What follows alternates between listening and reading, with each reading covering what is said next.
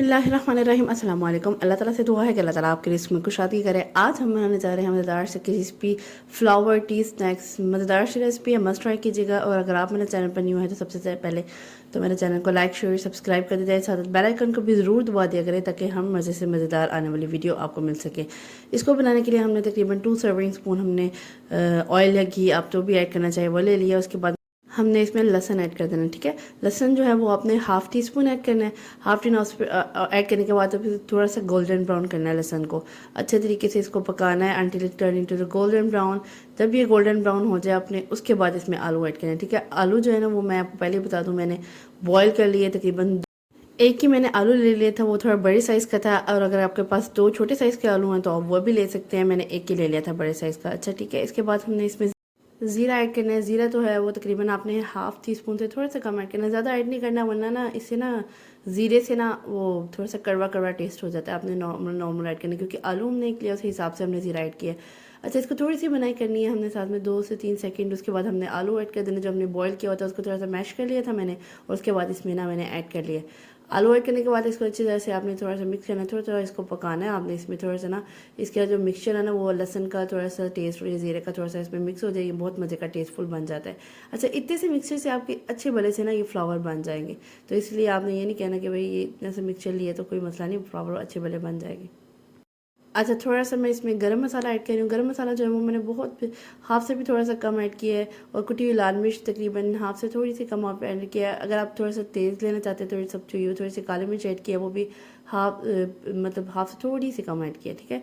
इस तरीके से मैंने सारे स्पाइसेस ऐड किए क्योंकि हमारे पास अब बार बार बता रही हूँ कि मिक्सचर थोड़ा कम है, उस हिसाब से हमने स्पाइसेस ऐड करने हैं। तकरीबन पिंच ऑफ सॉल्ट भी ऐड कर रही हूँ क्योंकि सॉल्ट हमने बॉयल करते हुए भी डाला था। आप देख लें, अगर आपने बॉयल करते हुए नहीं डाला आप यहाँ पे थोड़ा सा ज़्यादा भी कर सकते हैं, लेकिन मैंने थोड़ा इसलिए डाला है क्योंकि मैंने ना थोड़ा सा बॉयल करते हुए भी आलू डाले तो उसमें ज़रा हो जाता है ज़बरदस्त सा।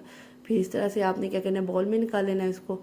ये बाउल में निकालना थोड़ा सा ये ठंडा होगा, साथ ही मिक्सचर बनाना है। ये मैदे का मैंने मिक्सचर बना लेते थे जिसमें मैंने 1.5 कप मैदा लिया है। इसमें 1 टीस्पून मैंने इसमें ज़ीरा ऐड किया है और 1 टीस्पून ही आपने इसमें ना सॉल्ट का ऐड करना है। इसका ना ये ऐसे आटा सा गूंद लेना है, ठीक है।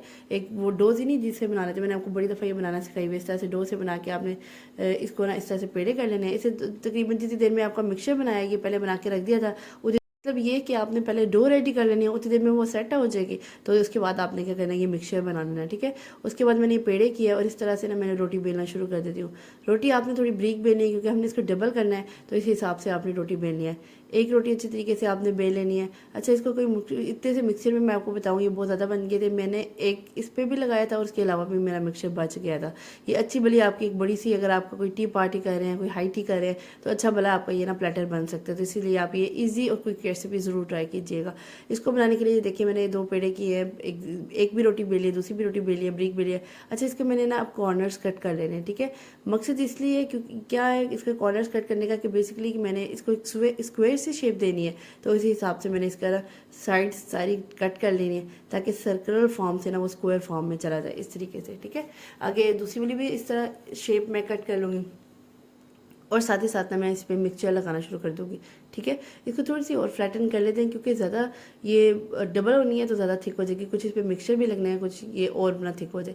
इस तरीके से मैंने क्या किया है, वो जो आलू वाला मिक्सचर था वो इस पर लगाना शुरू किया। अच्छा, समोसे में हम बेसिकली लगते हैं थोड़े मोटे मोटे आलू, आपने देखा भी होगा जब खाते होंगे आलू वाले समोसे, थोड़े से ना वो थोड़े से मोटे मोटे रखते हैं, उसमें ज़्यादा मैश नहीं करते इसको। लेकिन इसमें हम क्योंकि इसको हमें फ्लैटन चाहिए, आलू बिल्कुल हमें मैश चाहिए, तो हम इसे मैश ही करेंगे, हम मोटे मोटे आलू नहीं रखेंगे। इस तरीके से मैंने क्या किया है, उस पर बिल्कुल मैश किया हुआ मिक्सचर था। आपने पहले ही बॉईल करने के बाद मैश करना है, उसके बाद आपने इसमें ऐड करना है जब आप हम ज़ीरा और लहसुन डालेंगे। उसके बाद मैंने क्या किया, इसको साइड पे रख के इसकी साइड्स पे कटिंग कर लिया ताकि उस पर ना फिक्स हो जाए, दोनों स्क्वायर फॉर्म में हो गए। अब इसको इस तरह से ना मैंने पहले वाली जो मैंने आटा गूंथा था उसके ऊपर जो मिक्सचर लगाया था उसके ऊपर लगा के ना मैंने ऐसे आराम से फिक्स कर देना। अच्छा, इसको किसी भी फिक्स करने के लिए किसी भी पानी की, किसी भी जैसे मैदे की स्लरी की, किसी भी डो की ज़रूरत नहीं है। इजीली ना इस तरह से फिक्स होगा और अल्हम्दुलिल्लाह फ्राई करते हुए भी आपका नहीं खुलेगा। मेरा भी बिल्कुल नहीं खुला था, ज़बरदस्त सा रहा था। किसी भी चीज़ की ज़रूरत नहीं पड़ेगी आपको, ठीक है। अगर ज़्यादा आप कहते हैं कि ज़रूरत, लेकिन पड़ेगी बिल्कुल भी नहीं। आपने हल्का सा पानी लगा के पूरे 4 साइडेड पे आपने ऐसे फिक्स कर लेना है। इस तरीके से देखें एक स्क्वायर सी ना आपकी शेप बन जाएगी। इस तरीके से अब मैंने क्या करना है, ये मेरा ना ज़बरदस्त एक वो स्क्वायर बॉक्स बन गया है। अब मैंने क्या करना है, वो ले लिया है ये देखिए कितना तो फ्लैटन सा हो गया। ये मैंने पिज़्ज़ा कटर होता है उससे ले लिया है। आप छुरी मदद भी ले सकते हैं, कोई मसला नहीं है, बस ये कि इससे ज़रा आसानी होती है, फटाफट से कट जाता है। और ऐसी बात नहीं है कि छुरी नहीं काटेगी फिक्र ना करें, आपकी छुरी भी कट कर देगी। इस तरीके से हमने क्या किया, इसको कट्स लगा लिए। कट्स जो है ना वो आपने ना ज़्यादा इतने बारीक हों, ना ज़्यादा इतने वाइट हों, जिससे आपको नज़र आ रहा है कितने मैंने कट्स लगाए हैं, उस तरीके से आपने कट्स लगाने हैं। कट्स लगाने के बाद आपने एक एक लाइन पकड़नी है और किस तरीके से आपने इसको ना टर्न करना है क्लॉकवाइज। अच्छा, एक को आपने फिक्स रखना है, पकड़े रखना है, और एक साइड को आपने बस टर्न देते जाना है इस तरीके से। तो ना वो ऐसे ना वो इसके जैसे नहीं कहते वो बल पड़ जाते हैं, वैसे बल पड़ जाएंगे। एक साइड आपने फिक्स रखनी है और दूसरी साइड को घुमाना है, और इस तरह से बल पड़ जाएंगे। तो आपने इस तरीके से जैसे आप देख रहे हैं उस तरह से गोल गोल घुमाना है, साइड्स पे बस घुमाना है, और लास्ट पॉइंट पे आपने नीचे फिक्स करके ऐसे ऐसे हल्का सा प्रेस करेंगे तो वो इजीली फिक्स इन हो जाएगा।